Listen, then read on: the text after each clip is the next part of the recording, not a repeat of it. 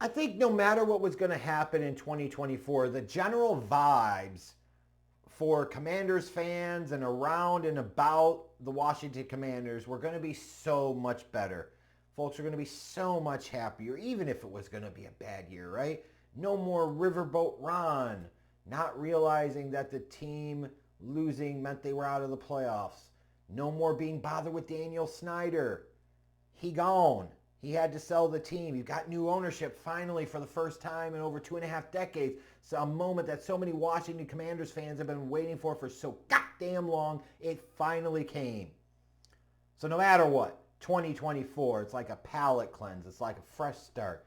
But then you had even more reason to be excited heading into the season. A new general manager in Adam Peters, a new head coach in Dan Quinn, which I admit doesn't inspire the most confidence. But this is also a guy that once was a head coach of a team that went to the Super Bowl. And once had the Patriots on the ropes 28-3. We know what happened afterwards, right? But he was in that spot. So you're hiring a head coach that has had some success. And then with the second overall pick, you're taking Jaden Daniels from LSU. Another swing at the plate to see if you can find the guy that could be your long-term quarterback for this franchise that so badly, badly needs it.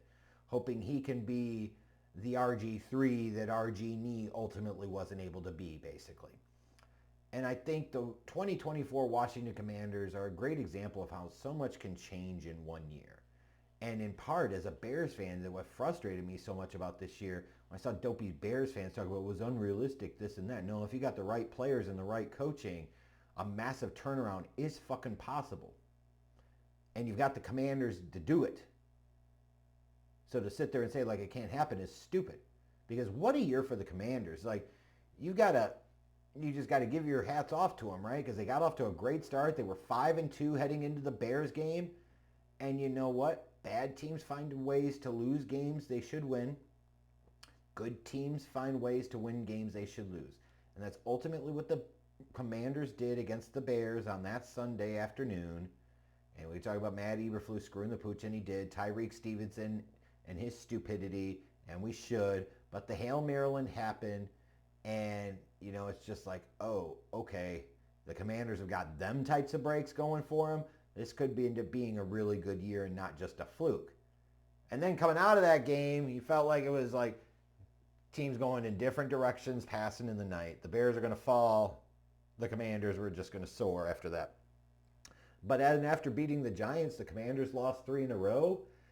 And you're sitting there with 5 games left, and you're like, okay, like the Commanders started off hot, but it feels like they're falling apart. What's going to happen to them? And to their credit, to the credit of everybody in this organization, they won their last 5 games to finish 12-5, punched their tickets to the playoffs. Like, new head coach, roster turnover. By the way, rookie quarterback, 12-5. And then to top it off, the Commanders go 12-5, and then they beat the Bucks in the wild card round on the road. They go to Detroit, and they just don't beat the Lions. They beat the piss out of the Detroit Lions. Like, they brutalized them. That is not hyperbole or exaggeration or any of that shit. They beat the brakes off of them. You could call the Commanders Ike and the Lions Tina. That's how bad that whooping was. Unbelievable. So now you're talking about a team with a rookie quarterback, first-year head coach, has went 12-5, and they're playing in the NFC Championship game, and then reality kind of set in. A team that struggled to stop the run, ran into Saquon Barkley kind of thing, right? But what a season for the Washington Commanders. I'm sure it's like, for Commanders fans, it's a disappointment because you're like, hey, this pleasant surprise has come around. Like, you want to take advantage of it because you don't.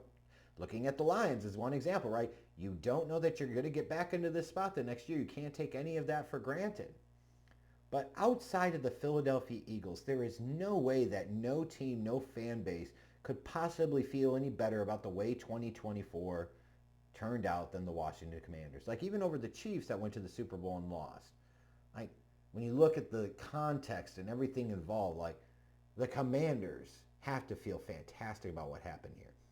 Jaden Daniels through one season looks like the dude and put a number of doubters like myself to shame. Completed 69% of his passes, 25 touchdown passes, almost 900 rushing yards, 6 touchdowns, offensive rookie of the year, legitimately so. Great season for him. Terry McLaurin, one of those underrated kind of just stud wide receivers, over 1,000 yards receiving and 13 touchdowns. Their defense under Dan Quinn, like huge progression on that side of the ball, right? They certainly weren't a great defense, but sizable improvements were made from a unit that was 32nd in yards allowed, passing yards allowed, and points allowed in 2023 to go to 13th, 3rd, and 18th respectively. Like, that is a sizable improvement, a sizable bit of growth on that side of the ball. And you have to put some credit there. While their defense wasn't great, and they ultimately got eaten alive by the damn Eagles in the NFC Championship game, like, that defense came through at different points and times in the season when they needed them to, and a significant improvement there. And now the Commanders, coming off of this season where so many things went well, they've got their guy at quarterback. Oh, by the way, they've got the third highest cap space in the league at about $80 million. What a power position to be in. Like, this puts them in situations like you're going after guys like a Myles Garrett. You're maybe trying to make a trade for a Trey Smith or a T. Higgins or some shit like that, right? Like, it's the type of position and spot they put themselves in. And now that you've got the season you just had, with Jayden Daniels having the season that he just had, it is time for you to go all in. You have to maximize what you got out of that rookie scale contract, full bore period. And in terms of free agents, they've got a lot of them, but maybe a few more notable ones like Bobby Wagner and Jeremy Chin and Dante Fowler Jr. and Zach Ertz. You know, we'll see if all of those guys return. A couple of them may want to cash in a bigger payday.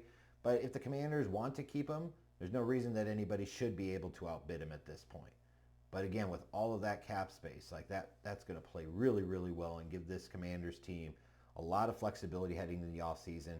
Give them the free way to kind of be aggressive, and they need to be aggressive because the time is now. There is no like looking 3-4 years ahead. You got to go after it now because tomorrow is not promised to anyone, and we damn well good and well know it. Now, going into this offseason, what do I see as the biggest needs for the Commanders? I think number one is wide receiver. I really do, because Terry McLaurin is really nice. But outside of that, like putting a lot of stock in Dyami Brown, like, like, no, right? It's a shame. A couple years ago, they drafted Jahan Dotson in the middle of round 1, and he's already gone. It just speaks to same thing with Emmanuel Forbes on the defensive side of the ball, right? You draft these guys, and they're gone 2 to 3 years later. That shows you just how bad the previous regime and previous coaching staff was when it comes to evaluating talent. Just brutal. Oh, my God, awful. But I think wide receiver is the top need because if anything else, at the end of the day, I default to, if all things equal, build around your young quarterback. Build around your young quarterback.